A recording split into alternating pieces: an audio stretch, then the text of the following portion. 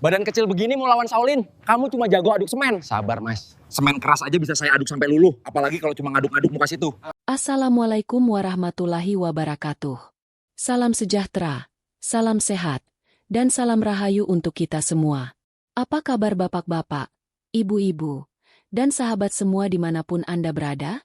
Semoga saat menonton video ini, Anda semua sedang dalam keadaan sehat walafiat, hatinya tenang, rezekinya dilancarkan seperti air yang mengalir deras, dan segala urusannya dimudahkan oleh Tuhan Yang Maha Kuasa. Amin. Amin ya Rabbal Alamin. Senang sekali rasanya saya bisa kembali menyapa Bapak dan Ibu di kesempatan kali ini. Hari ini, saya tidak sekadar membawa cerita, tapi membawa sebuah rasa. Rasa bangga yang mungkin sudah lama terpendam. Rasa haru akan perjuangan saudara-saudara kita di negeri orang. Kisah ini adalah kisah nyata yang telah didramatisasi untuk menggugah semangat kita. Cerita tentang seorang pahlawan devisa, seorang TKI, tenaga kerja Indonesia, yang bekerja membanting tulang di negeri orang, jauh dari anak istri, sering dipandang sebelah mata, diremehkan, bahkan dihina. Namun, siapa sangka, di balik tubuhnya yang kurus dan sikapnya yang pendiam, ia menyimpan macan yang sedang tidur. Judul cerita kita hari ini adalah Salah Besar Meremehkan. TKI ini bungkam Shaolin saat pencak silat diremehkan. Ini bukan sekadar cerita berantem-beranteman, Pak, Bu. Tapi ini cerita tentang harga diri atau marwah. Tentang kesabaran yang ada batasnya. Dan tentang pembuktian bahwa budaya kita, budaya Nusantara, pencak silat, tidak kalah hebat dan adiluhung dibandingkan budaya luar negeri manapun. Sebelum kita masuk ke ceritanya yang seru dan menegangkan ini, saya ingin mengajak Bapak dan Ibu semua. Jika Bapak Ibu menyukai kisah-kisah perjuangan anak bangsa, kisah-kisah yang mengangkat martabat kita, mari dukung channel ini. Caranya gampang sekali dan gratis. Cukup tekan tombol jempolnya atau like, lalu tinggalkan komentar, hadir, atau tuliskan doa untuk para TKI kita di kolom komentar. Doa Bapak Ibu sangat berarti bagi mereka. Dan bagi Bapak Ibu yang belum, silakan tekan tombol subscribe atau berlangganan agar tidak ketinggalan cerita seru lainnya. Dukungan Bapak Ibu adalah semangat bagi kami untuk terus berkarya. Sudah siap? Betulkan posisi duduknya, seduh dulu kopinya, siapkan teh hangat dan pisang gorengnya. Mari kita masuk ke bab pertama.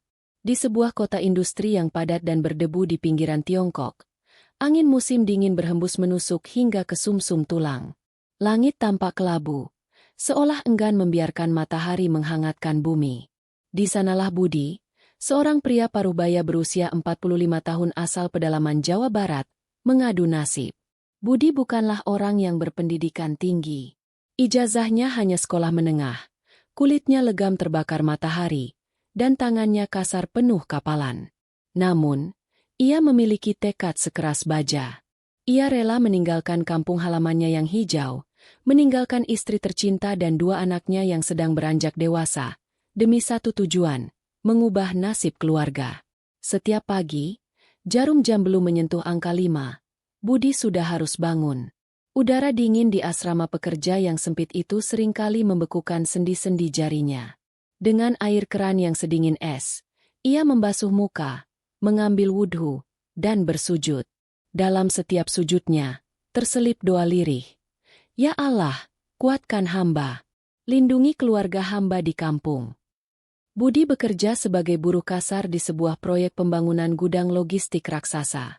Ia bekerja bersama puluhan tenaga kerja asing lainnya. Ada yang dari Vietnam, Filipina, Myanmar, dan tentu saja rekan-rekan sesama Indonesia. Di antara riuh rendah suara mesin dan teriakan mandor, Budi dikenal sebagai sosok yang nrimo. Ia pendiam, jarang banyak bicara, tidak pernah mengeluh, dan selalu tersenyum santun meski beban pekerjaan sangat berat.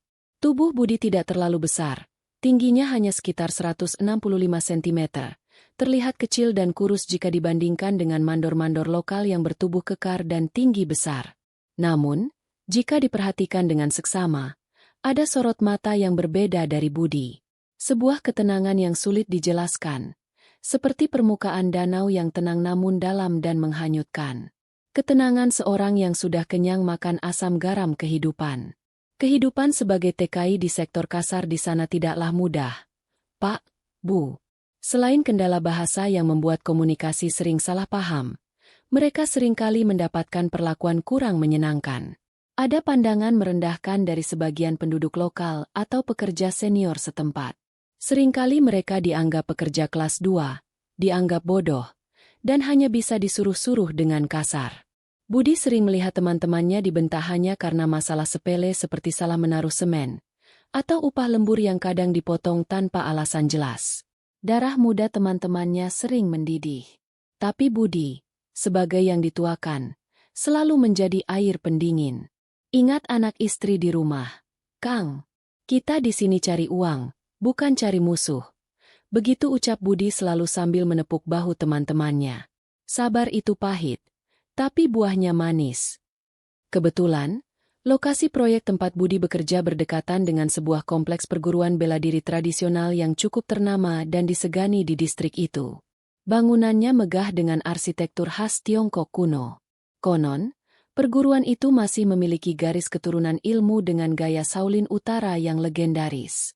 Setiap sore, saat matahari mulai condong ke barat, suara teriakan latihan para murid perguruan itu terdengar lantang sampai ke lokasi proyek. Hia aat! Hia aat! Suara pukulan beradu dengan bantalan, suara tendangan memecah udara, menjadi tontonan gratis bagi para kuli bangunan saat jam istirahat sore. Bagi sebagian besar pekerja, melihat latihan itu adalah hiburan yang mengagumkan. Mereka kagum dengan gerakan akrobatik, lompatan tinggi yang indah, dan kekuatan fisik para murid perguruan tersebut saat memecahkan papan kayu. Namun, bagi Budi, pemandangan itu memicu kenangan lama yang sudah ia kubur dalam-dalam. Suara teriakan itu membawanya kembali pada ingatan akan aroma tanah basah di kampung halamannya. Suara gamelan yang mengiringi latihan di pelataran masjid kampung selepas Isya. Nasihat-nasihat Abah, gurunya dulu. Budi rindu bau minyak cimande yang khas. Rindu rasa perih di lengan saat latihan, gebrag, adu lengan, di pagi buta. Suatu sore yang terik, saat Budi sedang mengaduk semen di pinggir jalan proyek, ia melihat sekelompok murid dari perguruan itu berjalan melewati lokasi. Mereka baru saja selesai latihan luar. Mereka mengenakan seragam latihan yang gagah berwarna kuning merah, berjalan dengan dada membusung, memenuhi jalan seolah jalanan itu milik nenek moyang mereka. Di barisan paling depan, ada seorang pemuda bernama Feng. Feng adalah murid senior yang dikenal arogan dan sombong. Ia merasa dirinya paling hebat karena menjadi murid kesayangan guru besar. Saat melewati para pekerja yang sedang duduk beristirahat makan gorengan, Feng sengaja menendang kaleng bekas minuman ke arah mereka. Terang! Kaleng itu melayang dan menghantam kaki Pak Slamet, rekan kerja Budi yang sudah sepuh dan berambut putih. Debu beterbangan mengotori gorengan yang hendak dimakan Pak Slamet. Pak Slamet terbatuk-batuk. Kaget. Teman-teman Feng tertawa terbahak-bahak melihat orang tua itu kaget. Dasar kuli kotor. Minggir kalian. Jangan menghalangi jalan pendekar. Kalian merusak pemandangan. Hardik Feng dalam bahasa setempat yang kasar.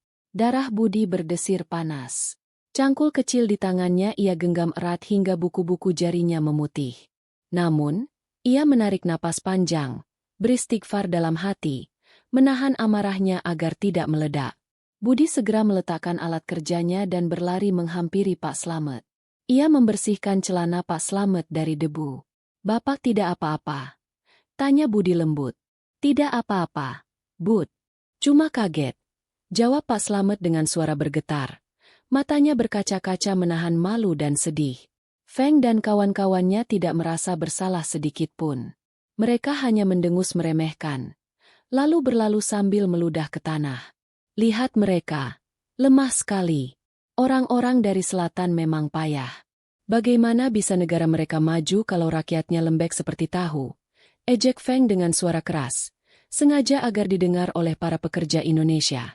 Kalimat itu menusuk tajam ke telinga Budi. Bukan soal dirinya yang dihina, tapi bangsanya, negaranya. Kejadian itu menjadi awal mula ketegangan yang lebih serius. Budi menyadari, di tanah perantauan ini, Kekuatan fisik dan status sosial seringkali menjadi tolak ukur penghormatan. Mereka boleh menghina pekerjaanku sebagai kuli, tapi jangan pernah menghina bangsaku, batin Budi. Ia yang selama ini memilih menyembunyikan identitasnya sebagai seorang pewaris silat aliran Cimande yang mumpuni, mulai merasa terusik. Bukan karena ia ingin pamer atau jago-jagoan, tapi karena harga diri orang-orang tua seperti Pak Slamet sedang diinjak-injak tanpa ampun. Malam itu di asrama yang sempit, di atas kasur tipis yang keras, Budi tidak bisa tidur. Ia menatap langit-langit kamar yang kusam dan berjamur. Bayangan wajah sombong Feng dan tawa mengejek murid-murid perguruan itu terus terngiang seperti kaset rusak. Budi bangkit pelan-pelan agar tidak membangunkan teman-temannya. Ia mengambil wudhu di kamar mandi luar, lalu menggelar sajadah. Ia salat sunnah 2 rakaat, mengadu pada Sang Pencipta. Dalam sujudnya yang panjang ia berdoa, meminta kesabaran seluas samudera. Ya Allah, berikan hamba petunjuk. Haruskah hamba dia melihat kezaliman ini? Atau haruskah hamba bertindak? Namun, jauh di lubuk hatinya, macan Cimande, yang sudah lama tertidur lelap, mulai menggeliat bangun, mengaum lirih meminta keadilan. Seminggu berlalu sejak insiden debu itu. Suasana kerja relatif tenang di permukaan, meski tatapan merendahkan dari warga lokal masih sering terasa menusuk punggung. Akhir pekan pun tiba. Ini adalah waktu surga bagi para TKI. Malam minggu itu, Budi, Pak Slamet, dan 2 orang teman lainnya yang lebih muda, Jono dan Dedi, berjalan santai menikmati suasana pasar malam di pusat distrik. Mereka ingin sekadar mencuci mata, membeli jajanan murah, atau menelepon keluarga di Indonesia karena sinyal di pusat kota lebih bagus. Lampu-lampu lampion merah menghiasi jalanan. Aroma tahu busuk, stinky tofu, khas jajanan lokal bercampur dengan aroma sate cumi bakar menggugah selera. Budi membelikan Pak Slamet secangkir teh hangat. Mereka duduk di bangku taman, membicarakan rencana masa depan. Pak Slamet bercerita ingin menikahkan anaknya tahun depan, sementara Budi hanya tersenyum mendengarkan, merindukan anaknya sendiri yang sedang kuliah di Bandung. Tanpa mereka sadari, pasar malam itu juga menjadi tempat nongkrong favorit murid-murid perguruan bela diri Feng. Dari kejauhan, terlihat kerumunan orang membentuk lingkaran besar, bersorak-sorai. Ada apa itu? Ramai sekali. Tanya Jono penasaran. Ternyata, itu adalah atraksi unjuk kekuatan yang dilakukan oleh kelompok perguruan Feng. Mereka memamerkan kebolehan mematahkan papan kayu tebal dan batu bata dengan tangan kosong. Penonton bertepuk tangan riuh, kagum dengan kekuatan fisik mereka. Ayo Kang Budi, kita lihat sebentar. Hiburan gratis, lumayan buat status wah. Ajak Jono. Budi sebenarnya enggan. Perasaannya tidak enak, firasatnya buruk. Tapi demi menghargai temannya yang butuh hiburan, ia ikut mendekat. Di tengah lingkaran, Feng sedang berdiri gagah setelah mematahkan tumpukan genteng dengan kepalanya. Debu genteng masih menempel di dahinya. Tepuk tangan membahana. Feng mengangkat tangan, menikmati pujaan orang-orang bak selebriti. Namun, mata tajam Feng menangkap sosok-sosok yang ia benci. Ia melihat rombongan Budi di barisan penonton paling belakang. Senyum licik mengembang di bibirnya. Kesempatan untuk pamer dan membuli datang lagi. Feng mengambil mikrofon dari pembawa acara dan berbicara lantang kepada kerumunan. Hadirin sekalian, lihat, di sana ada tamu-tamu kita dari selatan. Para pekerja kasar yang sehari-hari hanya bisa mengaduk semen dan pasir. Ucapnya sambil menunjuk lurus ke wajah Budi. Sontak, ratusan pasang mata menoleh ke arah Budi dan teman-temannya. Wajah Pak Slamet pucat. Jono dan Dedi menunduk malu. Suasana menjadi canggung dan mencekam. Kalian tahu, lanjut Feng dengan nada mengejek. Saya dengar di negara mereka juga ada bela diri. Apa namanya? Penca? Ah, saya pernah lihat di internet. Gerakannya lambat, gemulai. Itu lebih mirip tarian untuk mengusir nyamuk daripada bela diri untuk bertarung. Gelak tawa meledak di antara murid-muridnya dan sebagian penonton lokal yang terhasut. Darah muda Jono mendidih. Wajahnya merah pada menahan malu dan marah. Pak Slamet memegang lengan Jono. Sabar, John. Jangan. Budi tetap tenang. Wajahnya datar tanpa ekspresi, namun rahangnya mulai mengeras. Penghinaan terhadap pribadi boleh ia terima, tapi penghinaan terhadap pencaksilat adalah penghinaan terhadap leluhur dan guru-gurunya. Feng belum puas. Ia melambai ke arah Budi. Hei, Paman. Ya, kamu yang pakai topi kumal. Berani maju ke sini? Coba tunjukkan tarian kampungmu itu. Atau kamu mau jadi samsak latihan kami agar penonton senang? Tantangan itu jelas, provokatif, dan merendahkan. Beberapa orang mulai bersorak. Ayo maju, maju. Jangan pengecut. Mereka haus tontonan, mereka ingin melihat darah atau setidaknya orang asing dipermalukan. Budi menggeleng pelan sambil menangkupkan kedua tangan di depan dada. Tanda menolak dengan sopan santun khas orang timur. Maaf, Tuan. Kami hanya ingin menonton. Kami tidak mencari masalah. Kami orang damai. Jawab Budi dengan bahasa Mandarin yang terbata-bata namun jelas. Feng tertawa mengejek. Makin menjadi-jadi. Pengecut. Sudah kuduga. Orang Indonesia hanya berani kalau keroyokan. Tapi ciut nyalinya kalau sendirian. Pulang sana. Pakai rok saja. Kata, pengecut, dan pakai rok, itu seperti menyiram bensin ke api bagi Jono. Anak muda itu tidak terima. Jaga mulutmu, teriak Jono sambil melangkah maju menerobos kerumunan. John, jangan, teriak Budi mencoba menahan. Tapi Jono sudah terlanjur emosi. Ia masuk ke dalam lingkaran arena dadakan itu. Feng tersenyum senang. Umpannya dimakan ikan kecil. Oh, ada tikus kecil yang berani keluar dari lubang. Ejek Feng sambil memasang kuda-kuda santai, meremehkan. Tanpa aba-aba, Jono menerjang dengan pukulan tangan kanan yang keras namun asal-asalan karena emosi. Pukulan orang marah yang tidak terkontrol. Feng yang terlatih dengan mudah melihat arah serangan itu. Ia hanya perlu memutar tubuh sedikit. Pukulan Jono memukul angin. Saat tubuh Jono terbuka karena pukulannya meleset, Feng mengirimkan tendangan samping, side kick, yang sangat keras dan telah ke ulu hati Jono. Buk! Suara hantaman itu terdengar ngeri. Jono terpental mundur 2 meter, lalu jatuh tersungkur di aspal sambil memegangi perutnya. Wajahnya membiru. Ia sulit bernapas. Hahaha! Lihat! Baru satu tendangan sudah mencium tanah. Sorak Feng. Penonton bersorak, sebagian tertawa, sebagian ngeri. Jono mengerang kesakitan. Air liur menetes dari mulutnya. Budi tidak tahan lagi. Ia segera berlari masuk lingkaran, bukan untuk menyerang, tapi untuk menolong Jono yang tak berdaya. Ia berlutut, memeriksa kondisi Jono. Tarik napas. John. Pelan-pelan. Bisik Budi sambil memijat titik saraf di punggung Jono untuk melancarkan napas. Saat Budi memapah Jono berdiri hendak pergi, Feng menghadang jalan mereka. Wajahnya sombong bukan main. Mau pergi begitu saja? Tidak semudah itu. Paman, temanmu sudah mengacaukan pertunjukan kami. Bayar dulu tiketnya dengan 1 gigi rontok. Ancam Feng sambil memasang kuda-kuda, siap menyerang Budi. Situasi memanas. Jantung para penonton berdegup kencang. Budi perlahan mendongak. Menatap mata Feng. Kali ini tidak ada lagi tatapan, kuli bangunan, yang nrimo. Tatapan Budi berubah tajam, menusuk, setajam mata elang yang mengunci mangsa. Aura dingin memancar dari tubuh Budi. Feng yang tadinya jumawa, tiba-tiba merasakan bulu kuduknya merinding. Ia sedikit tertegun, mundur setengah langkah tanpa sadar. Sudah cukup, teman saya sudah terluka. Kami mengalah. Kata Budi tegas dengan suara berat. Tanpa menunggu jawaban Feng, Budi memapah Jono, membelah kerumunan orang yang terdiam melihat sorot mata Budi tadi. Feng terpaku, egonya terluka karena merasa diabaikan, tapi instingnya melarangnya menyerang punggung Budi saat itu.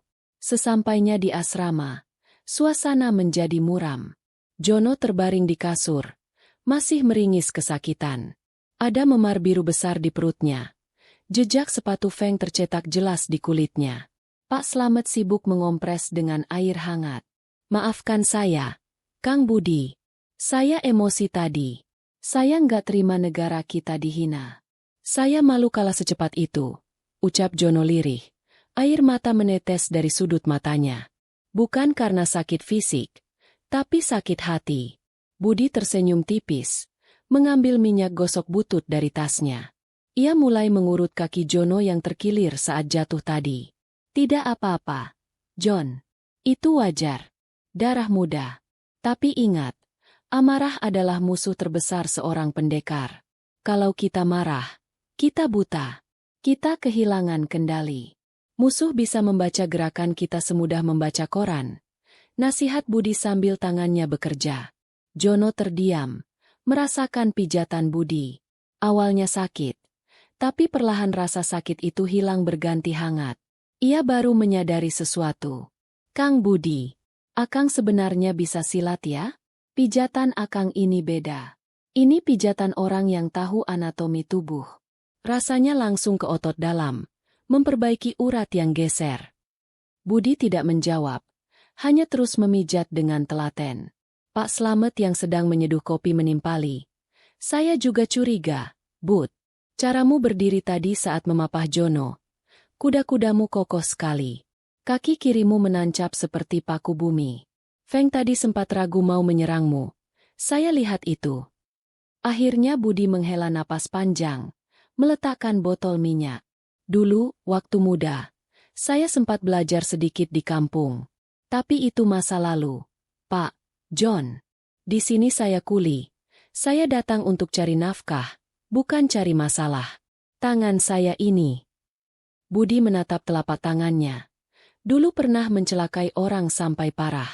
Saya bersumpah untuk tidak berkelahi lagi kecuali terpaksa. Kabar tentang kekalahan memalukan Jono di pasar malam menyebar cepat di lokasi proyek bagai virus.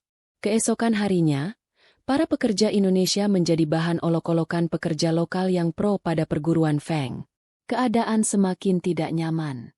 Saat jam makan siang, sindiran-sindiran pedas terlontar. Hei, penari, jangan lupa bawa selendang besok.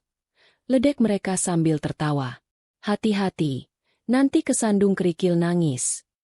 Mental para TKI mulai jatuh. Mereka berjalan menunduk, merasa tidak aman, merasa tidak punya harga diri di negeri orang. Mereka makan dengan cepat, tidak berani menatap mata orang lain. Melihat kondisi mental rekan-rekannya yang terpuruk, hati Budi teriris. Ia sadar, filosofi, diam itu emas, tidak selamanya benar. Kadang, diam justru dianggap kelemahan yang memicu penindasan lebih lanjut. Jika diam, kita diinjak. Jika melawan, kita berisiko. Tapi sampai kapan mau diinjak? Sore itu, setelah jam kerja usai dan semua orang pulang ke asrama, Budi tidak langsung pulang. Ia menyelinap pergi ke sebuah tanah lapang sepi di belakang gudang material tua yang penuh besi berkarat. Tempat yang sunyi, hanya ada suara jangkrik dan angin sore. Di sana, di bawah langit senja yang mulai memerah, Budi melepas lelahnya. Ia melepas baju kerjanya, menyisakan kaos kutang putih yang sudah kusam. Ia mulai melakukan gerakan pemanasan. Gerakannya pelan, mengalir seperti air. Ia melakukan jurus kelit, gerakan dasar Cimande yang mengutamakan hindaran dan tangkisan keras. Wus. Napasnya teratur seirama dengan gerakan tangan.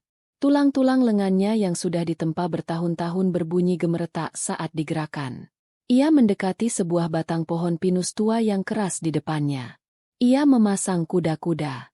Bukan kuda-kuda tinggi, tapi kuda-kuda rendah yang membumi. Ia memukul batang pohon itu. Bukan pukulan keras yang mengayun, tapi sentakan tenaga dalam jarak pendek. Boom! Suaranya berat dan padat. Kulit pohon itu retak. Dedaunan kering berguguran, meski tangan Budi terlihat hanya menyentuh ringan. Getaran pukulan itu merambat sampai ke akar. Tanpa Budi sadari, ada sepasang mata tua yang mengintip dari balik tumpukan besi tua. Itu adalah Chen, seorang mandor tua asli sana yang baik hati, yang sering memberi rokok pada Budi secara diam-diam. Chen dulunya juga praktisi bela diri di masa mudanya. Mata tua Chen terbelalak. Ia menahan napas. Ia mengenali kualitas gerakan itu. Ini bukan tarian seperti kata Feng. gumam Chen pelan.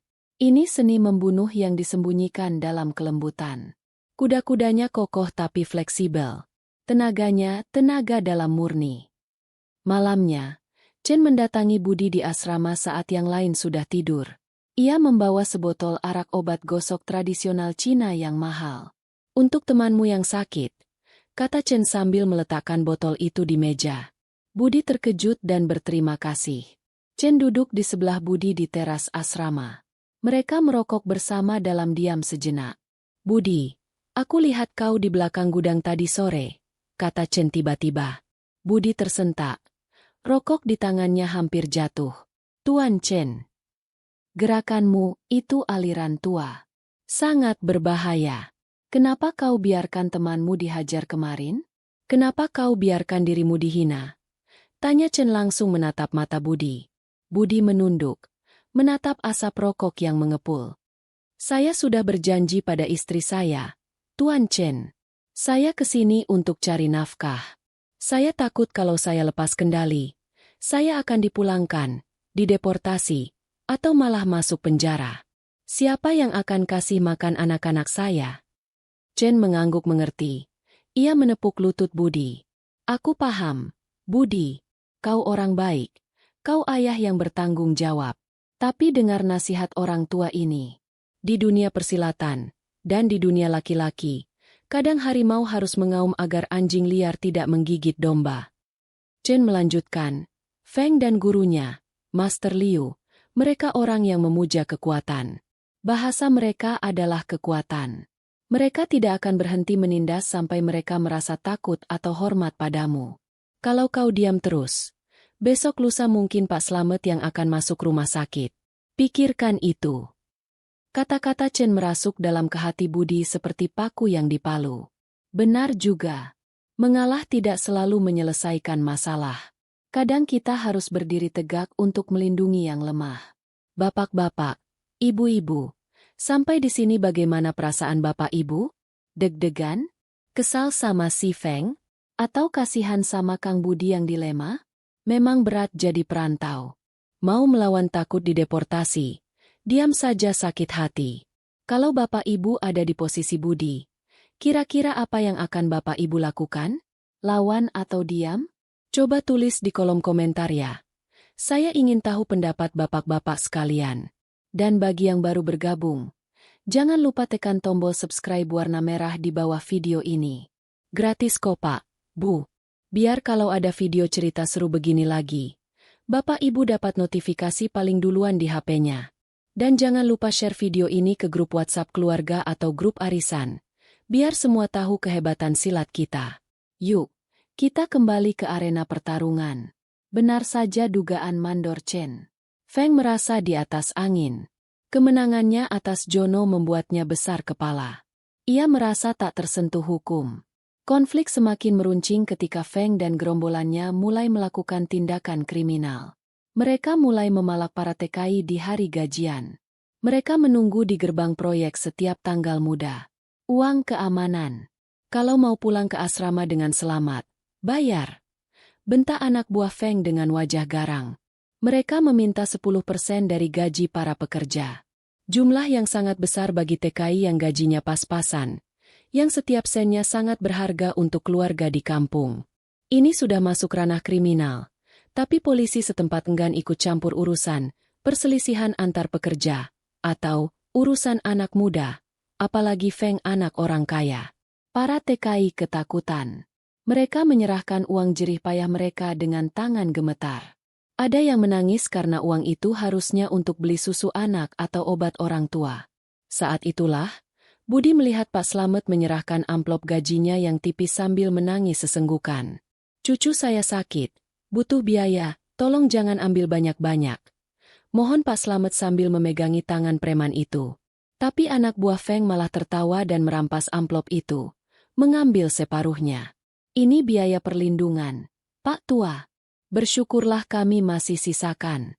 Jangan banyak drama. Melihat air mata Pak Slamet menetes ke tanah, melihat tangan tua yang gemetar itu, Budi merasakan sesuatu putus di dalam dadanya. Rasa sabar itu retak. Batas toleransinya sudah habis. Krek. Suara hati yang patah berubah menjadi tekad. Pagi itu hujan turun rintik-rintik, menambah suram suasana hati para pekerja Indonesia. Uang berkurang, harga diri hilang. Siang harinya, saat istirahat makan di kantin proyek, Feng datang lagi. Kali ini ia tidak sendiri. Ia membawa 5 orang temannya yang berbadan tegap, seolah ingin pamer kekuatan. Mereka masuk ke area kantin dengan seenaknya, menendang kursi hingga terjungkal, dan mengambil makanan dari nampan pekerja tanpa izin. Hei, enak juga makanan kalian. Mulai besok, jatah makan siang kalian, setor ke kami setengah. Kalian orang asing makannya kebanyakan. Perintah Feng sambil mengunyah paha ayam milik Dedi dengan rakus. Dedi yang bertubuh kecil hanya bisa menunduk takut, tidak berani melawan. Suasana kantin hening mencekam. Semua orang menahan napas, takut menjadi sasaran berikutnya. Tapi di pojok ruangan, ada suara sendok diletakkan dengan pelan namun tegas. Ting! Bunyi sendok beradu dengan piring seng terdengar nyaring di keheningan itu. Budi perlahan berdiri. Ia menyeka mulutnya dengan tisu. Wajahnya tenang, tapi matanya menyala dengan api keberanian. Ia berjalan perlahan mendekati meja tempat Feng dan teman-teman preman itu sedang mengacak-acak makanan. Langkahnya pelan, tapi mantap. Tuan Feng, suara Budi rendah namun berwibawa, menggema di kantin yang sunyi. Feng menoleh, mulutnya penuh makanan. Oh, Paman Topi Kumal, mau setor makanan juga? Sini bawa. Jangan pelit. Ejeknya sambil tertawa. Kembalikan uang teman-teman saya yang kalian ambil kemarin. Dan jangan ganggu makan siang kami. Ini peringatan terakhir, kata Budi datar. Mata Budi tidak berkedip menatap Feng. Tidak ada rasa takut sedikit pun di sana.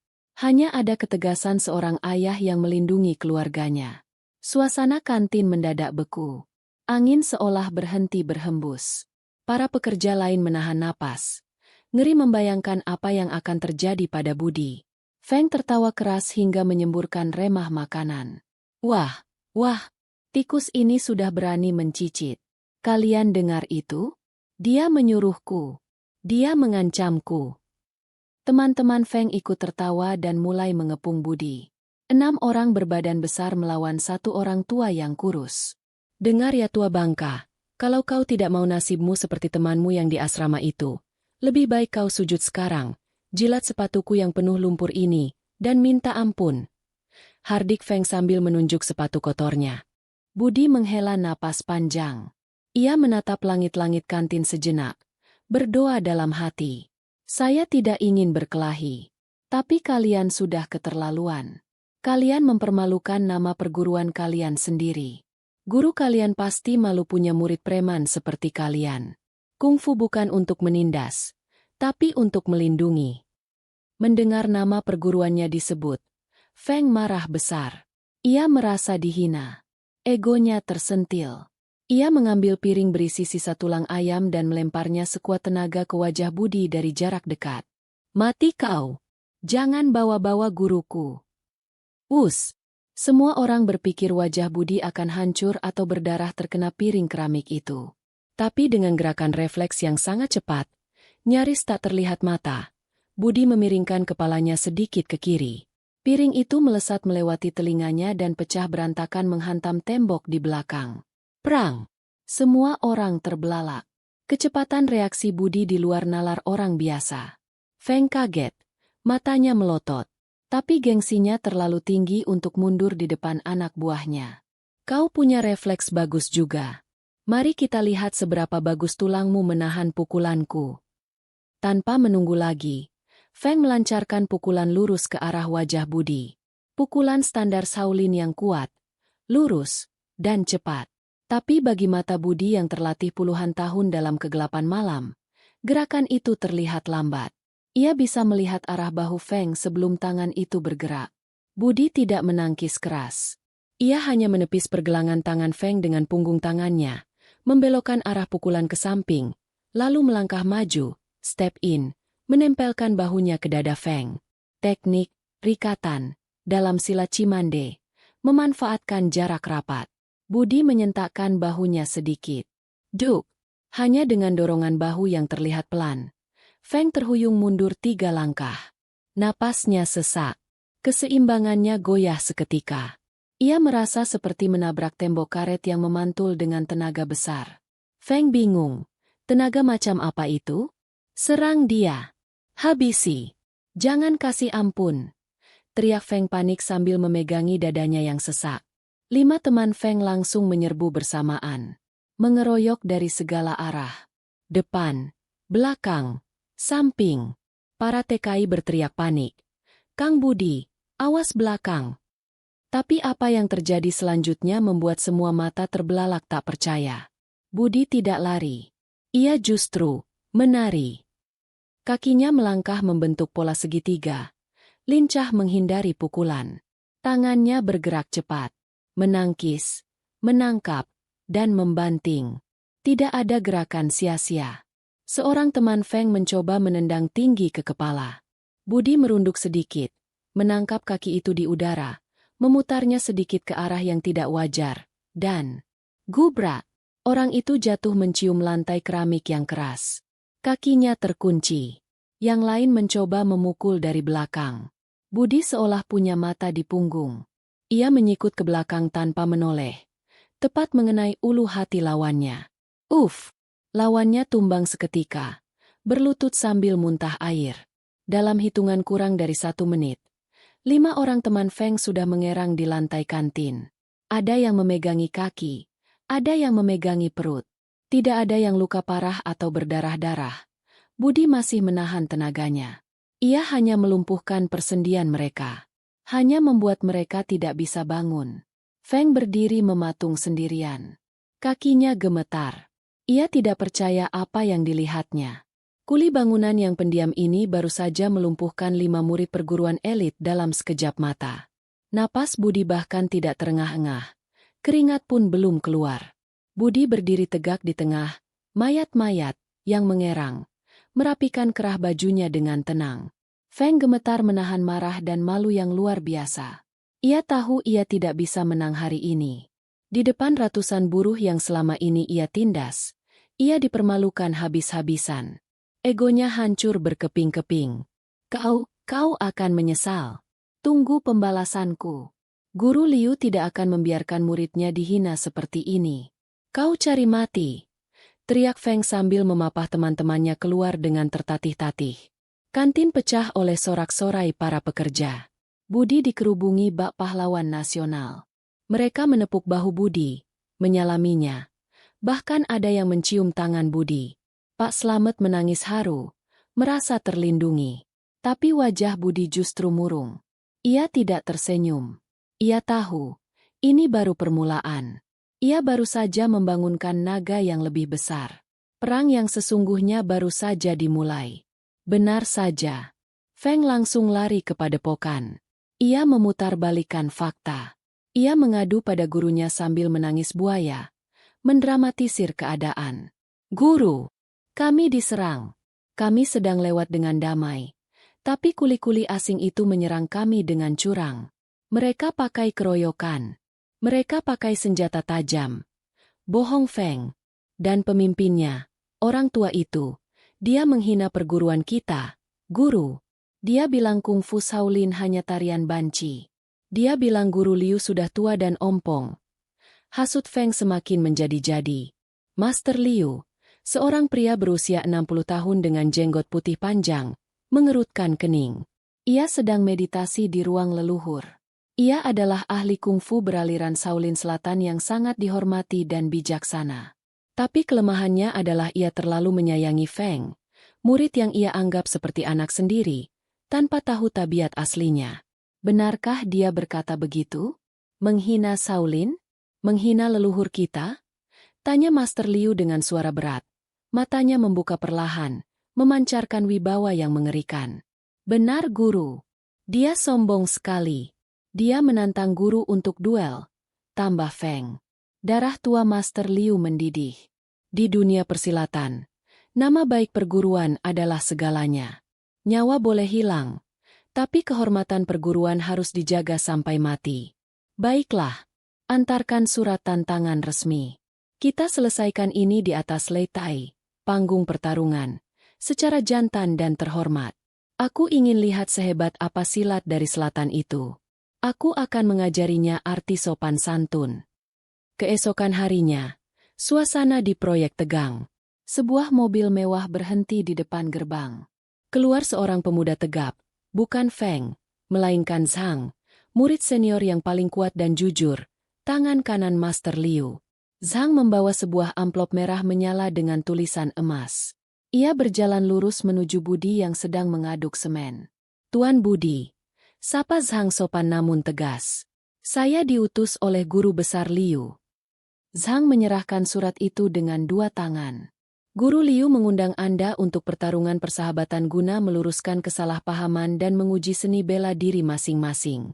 3 hari lagi, di halaman perguruan, di atas panggung Leitai. Budi membersihkan tangannya dari semen, lalu menerima surat itu dengan tangan gemetar. Ia tahu arti surat merah ini dalam tradisi sana. Ini bukan undangan makan malam, ini undangan duel kehormatan. Duel sampai ada yang mengaku kalah atau tidak bisa bangkit lagi. Setelah Zhang pergi, teman-teman Budi panik luar biasa. Budi, jangan gila. Jangan datang. Mereka pasti menjebakmu. Itu kandang macan. Kau akan dibunuh di sana. Kata Pak Slamet khawatir setengah mati. Wajahnya pucat pasi. Kita lapor polisi saja atau lapor KBRI biar aman. Kita pulang saja, Bud. Budi menatap surat itu, lalu menatap wajah-wajah takut teman-temannya. Ia melihat ketakutan yang sudah bertahun-tahun menghantui mereka. Pak, ini bukan lagi soal berantem. Ini soal harga diri kita. Kalau saya lari, kalau saya tolak tantangan ini, selamanya orang Indonesia di sini akan dianggap pengecut. Selamanya kita akan diperas, dihina, dan diinjak. Anak cucu kita yang kerja di sini nanti juga akan kena imbasnya. Budi menarik napas panjang, menegakkan punggungnya. Saya harus hadapi. Menang atau kalah urusan nanti. Urusan Allah.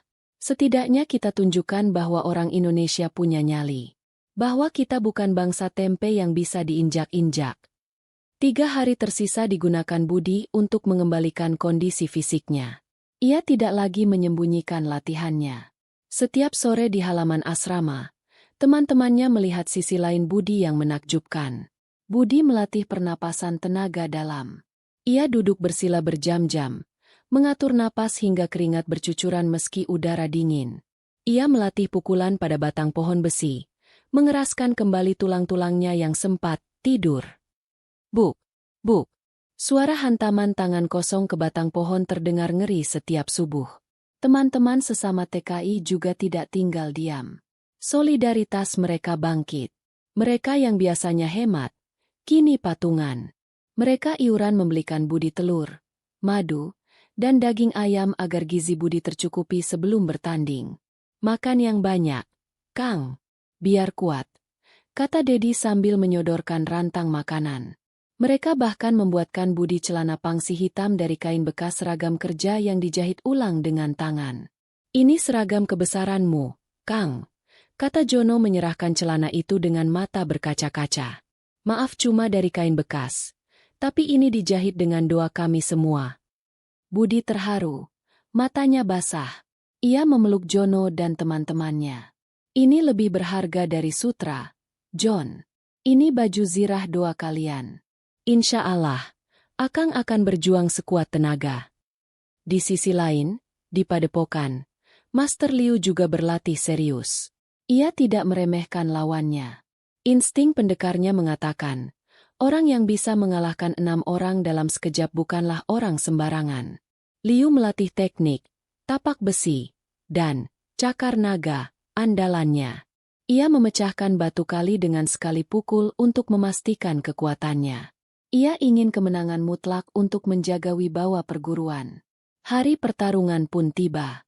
Langit mendung menggantung tebal di atas kota, seolah alam ikut merasakan ketegangan yang memuncak.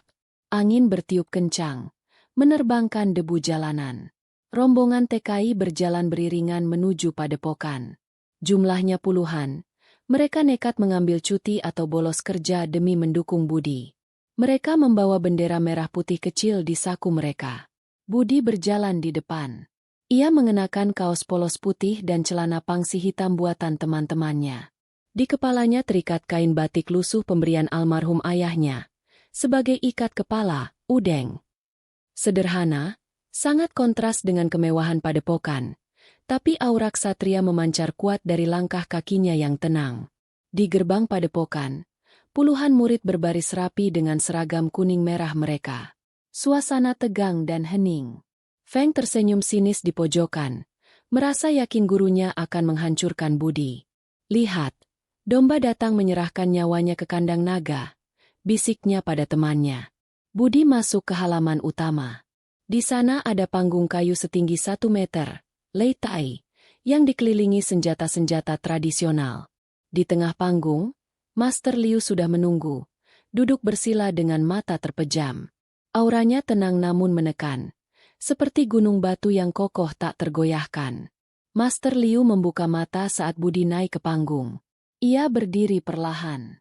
Selamat datang, pendekar dari selatan. Saya hargai keberanianmu datang ke sini. Jarang ada orang luar yang berani injak panggung ini. Sapa Liu dingin namun hormat. Terima kasih, Master. Saya datang bukan untuk cari musuh, tapi memenuhi undangan. Dan untuk membela kehormatan saudara-saudara saya, jawab Budi santun sambil membungkuk, sembah. Sebelum melawan saya, kata Master Liu dengan suara lantang, kau harus buktikan dulu kelayakanmu. Aku tidak mau melawan sembarang orang. Lawan dulu murid terbaikku, Shang. Ini adalah strategi klasik untuk mengukur level lawan sekaligus menguras tenaganya. Master Liu ingin melihat teknik dasar Budi. Zhang maju membawa toya, tongkat panjang dari kayu keras. Budi dengan tangan kosong. Maafkan saya, Tuan Budi. Ini perintah guru. Saya tidak akan menahan diri, kata Zhang lalu memasang kuda-kuda. Pertarungan dimulai. Zhang memutar tongkatnya dengan cepat, menciptakan desingan angin yang mengerikan. Ung! Tongkat itu menyasar kepala dan kaki Budi secara bergantian. Serangannya rapat dan berbahaya. Budi tidak mundur. Ia menggunakan teknik tangkisan galang, menggunakan bagian luar lengannya yang sudah dikeraskan untuk menangkis tongkat kayu itu. Tak! Suara lengan beradu dengan kayu keras terdengar nyaring. Penonton ngeri membayangkan tulang lengan Budi retak. Tapi Budi tidak bergeming. Tulangnya sekeras besi. Hasil latihan bertahun-tahun memukul pohon aren. Saat Zhang menusukkan tongkat ke perut, Budi bergeser ke samping dengan cepat. Menangkap ujung tongkat itu dengan jepitan ketiak dan tangan, lalu menariknya kuat-kuat hingga Zhang tertarik mendekat. Saat jarak rapat, Budi melepaskan tongkat dan mengirimkan dorongan 2 tangan ke dada Zhang. Hia! Zhang terpental keluar arena. Jatuh berguling di rumput. Tapi ia tidak cedera parah karena Budi menahan tenaganya di detik terakhir. Zhang bangkit dan membungkuk hormat. Ilmu Anda tinggi, Tuan. Cukup, kata Master Liu mengangguk. Kau lolos. Kau layak melawanku. Persiapkan dirimu. Luar biasa. Budi berhasil melewati ujian pertama dengan mulus. Tepuk tangan dulu dong Bapak Ibu buat Kang Budi. Jantung saya sampai mau copot rasanya melihat tongkat itu dipukul ke tangan. Kalau Bapak Ibu jadi Budi, berani nggak nangkis tongkat kayu pakai tangan kosong begitu? Ngilu ya bayanginnya. Itu butuh latihan puluhan tahun loh. Pak, Bu. Namanya latihan, pecah benda keras, atau mandi minyak. Nah, sebelum kita masuk ke pertarungan utama lawan bos besarnya, yuk sempatkan sebentar pencet tombol like-nya. Biar algoritma YouTube menyebarkan video ini ke seluruh dunia. Biar semua tahu hebatnya silat Indonesia. Yang belum subscribe, ayo dipencet sekarang. Gratis. Tis. Terima kasih atas dukungannya. Yuk, kita lihat pertarungan puncak. Siapkan mental Bapak Ibu. Master Liu membuang jubah luarnya. Terlihat otot-otot tuanya yang masih kawat. Kering tapi keras seperti akar pohon tua. Ia memasang kuda-kuda harimau Shaolin. Jari-jarinya membentuk cakar yang tajam. Tatapannya berubah menjadi ganas. Budi memasang kuda-kuda Cimande. kaki renggang, lutut ditekuk rendah, tangan terbuka di depan dada. Santai tapi waspada penuh. Gong dipukul. Teng! Master Liu langsung menyerang. Boom! Tidak ada basa-basi. Serangannya agresif dan cepat. Kombinasi pukulan lurus dan cakar yang mengarah ke mata dan tenggorokan. Sangat mematikan. Master Liu berniat menyelesaikan ini dengan cepat. Budi mundur teratur, menggunakan teknik buang kelit.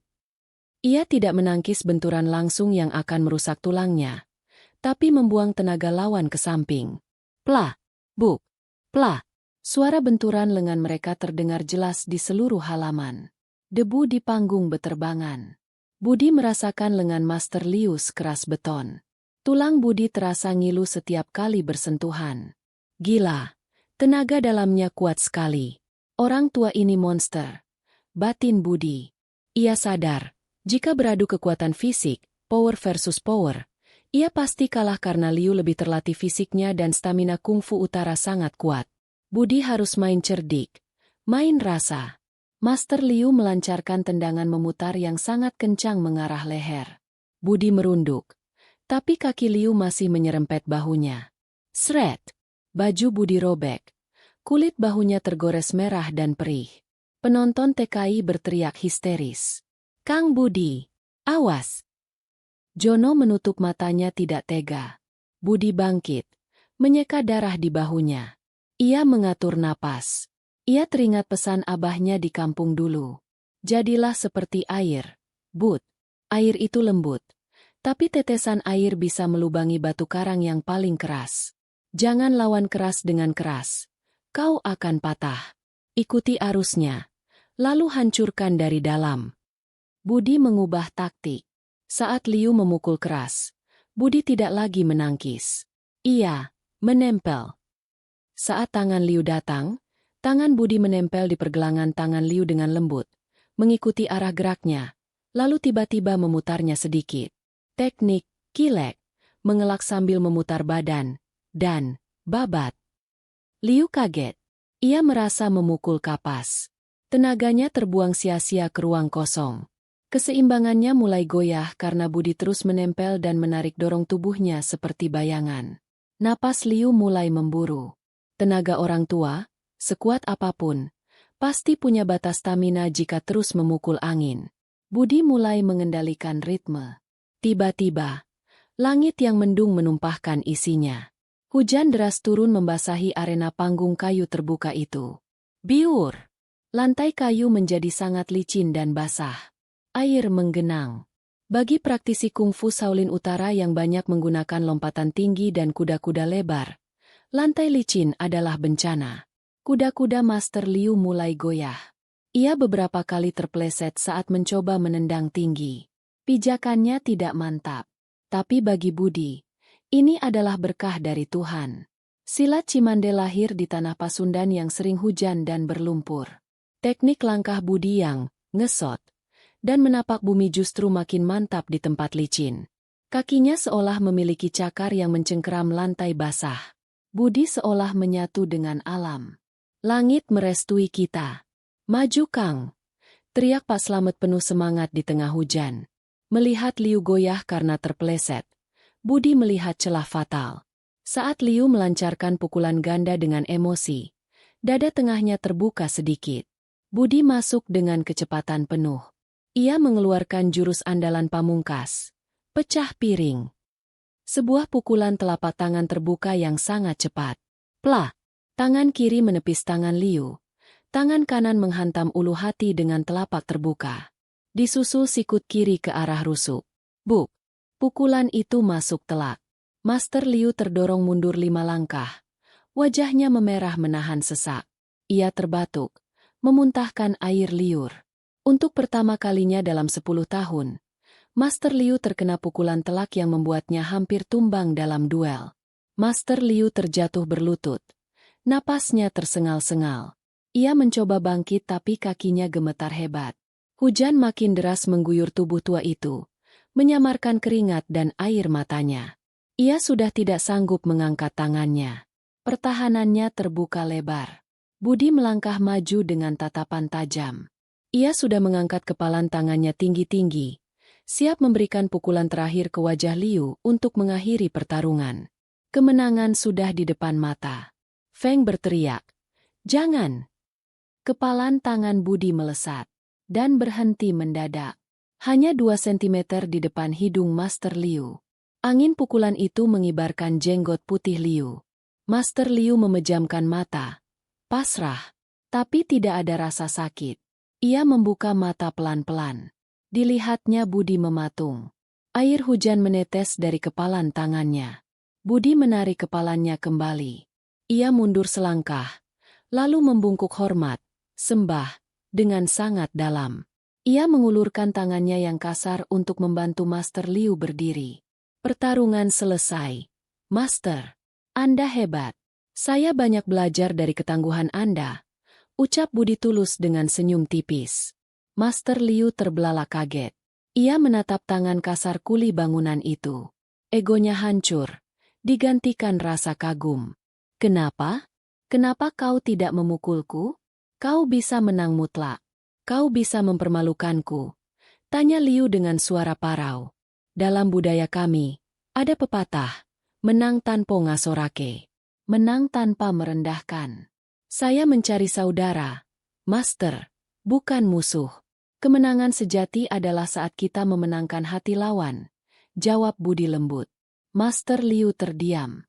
Matanya berkaca-kaca bercampur air hujan. Ragu sejenak. Lalu ia menyambut tangan Budi. Budi menariknya berdiri dengan kokoh. Master Liu berdiri tegak di samping Budi di tengah hujan deras. Ia masih memegang tangan Budi, lalu mengangkatnya tinggi-tinggi ke udara. Dengarkan semua muridku, teriak Master Liu menembus suara hujan dan petir. Hari ini, Shaolin kalah, tapi bukan kalah teknik, melainkan kalah oleh hati dan akhlak. Pria ini, Budi, memiliki hati seorang pendekar sejati yang sudah jarang ada. Dia bisa menghancurkanku saat aku lemah, tapi dia memilih memberiku hormat. Master Liu menatap Feng yang menunduk. Feng, lihat ini. Inilah ilmu padi. Semakin berisi semakin merunduk. Bukan seperti kau yang sombong. Feng menangis. Ia jatuh bersimpuh menyesali perbuatannya. Mulai hari ini, lanjut Master Liu, Budi dan seluruh pekerja Indonesia adalah saudara kita. Siapa yang mengganggu mereka, berarti mengganggu perguruan Shaolin. Mereka ada di bawah perlindunganku. Titah Master Liu tegas. Tepuk tangan gemuruh meledak, mengalahkan suara hujan. Kali ini bukan hanya dari TKI yang menangis haru, tapi juga dari seluruh murid perguruan. Rasa hormat tumbuh di hati mereka. Para TKI dan murid perguruan berpelukan. Suasana haru biru menyelimuti arena. Harga diri bangsa telah ditegakkan, bukan dengan kebencian, tapi dengan akhlak mulia dan ketangguhan. Sejak hari itu, kehidupan di proyek berubah total. Tidak ada lagi pemalakan, tidak ada lagi hinaan. Budi dan Master Liu menjadi sahabat baik. Mereka sering minum teh bersama membahas perbedaan dan persamaan silat dan kungfu. Budi bahkan sering diminta mengajar teknik dasar silat pada murid-murid di sana sebagai pertukaran ilmu. 2 tahun kemudian, kontrak kerja Budi habis. Ia memutuskan pulang selamanya ke Indonesia. Ia sudah cukup mengumpulkan modal untuk usaha di kampung. Perpisahan di bandara sangat mengharukan. Master Liu datang bersama puluhan muridnya. Feng, yang sudah berubah menjadi pemuda baik, membawakan koper Budi. Master Liu memberikan kenang-kenangan berupa baju latihan Shaolin dengan bordiran nama, Budi, dalam huruf emas di punggungnya. Kau adalah murid kehormatan kami selamanya, saudaraku, kata Liu memeluk Budi erat. Terima kasih, Master. Sampai jumpa lagi, ucap Budi melambaikan tangan. Sesampainya di kampung halaman, Budi tidak menyombongkan diri. Ia tidak pamer kalau sudah mengalahkan Master Shaolin. Ia tetap menjadi Budi yang ramah dan sederhana. Ia merenovasi rumahnya dan membuka usaha toko bangunan yang sukses. Di halaman rumahnya setiap sore, ia membuka perguruan silat kecil gratis untuk anak-anak kampung agar mereka punya kegiatan positif. Ia selalu bercerita pada muridnya, sebuah kalimat yang selalu diingat dari pengalamannya di tanah seberang. Nak, di atas langit masih ada langit. Ilmu tertinggi bukanlah seberapa keras pukulanmu, atau seberapa banyak musuh yang kau kalahkan, tapi seberapa luas kesabaranmu memenangkan hati orang tanpa menyakiti. Jadilah pendekar yang dicintai, bukan yang ditakuti. Begitulah kisah Budi. TKI yang diremehkan, kuli bangunan yang dihina, namun berhasil membungkam kesombongan dunia dengan kelembutan dan kekuatan jati diri bangsa. Sebuah bukti bahwa emas, meski ditaruh di dalam lumpur dan debu semen, akan tetap menjadi emas yang berkilau. Alhamdulillah, selesai sudah kisah perjuangan Kang Budi sang pendekar TKI. Bagaimana perasaan Bapak Ibu setelah mendengar cerita ini? Saya pribadi merinding membacakannya. Betapa hebatnya akhlak bangsa kita jika diamalkan dengan benar. Kita boleh miskin harta, tapi jangan miskin harga diri. Semoga cerita ini bisa menemani waktu istirahat Bapak dan Ibu sekalian. Saya doakan, khusus untuk Bapak Ibu yang punya anak, suami, istri, atau saudara yang sedang merantau menjadi TKI di luar negeri. Semoga mereka selalu dalam lindungan Allah Subhanahu wa Ta'ala. Semoga majikannya baik, gajinya lancar, dijauhkan dari masalah, dan bisa pulang dengan selamat membawa kesuksesan seperti Kang Budi. Amin. Amin ya Rabbal Alamin. Bagi Bapak Ibu yang suka dengan cerita ini, tolong bantu channel ini ya sebagai tanda persaudaraan kita. Gampang kok, tinggal klik tombol like, jempol ke atas. Dan pastikan tombol subscribe-nya sudah dipencet sampai berubah warna jadi abu-abu. Jangan lupa nyalakan loncengnya supaya kalau besok saya upload cerita baru yang lebih seru, Bapak Ibu jadi orang pertama yang tahu. Silakan tulis di kolom komentar. Dari kota mana Bapak Ibu menonton video ini? Saya ingin tahu seberapa jauh cerita Kang Budi ini merantau. Apakah ada yang dari Jawa, Sumatera, Kalimantan, Sulawesi, Papua, atau bahkan dari luar negeri seperti Taiwan, Hong Kong, Korea, Arab Saudi? Tulis di bawah ya. Nanti saya baca dan kasih love. Terima kasih banyak sudah menonton sampai akhir. Mohon maaf sebesar-besarnya jika ada salah kata atau penyampaian yang kurang berkenan di hati. Sampai jumpa di video cerita selanjutnya. Tetap sehat, tetap semangat, dan cintai budaya Indonesia. Wassalamualaikum warahmatullahi wabarakatuh. Merdeka!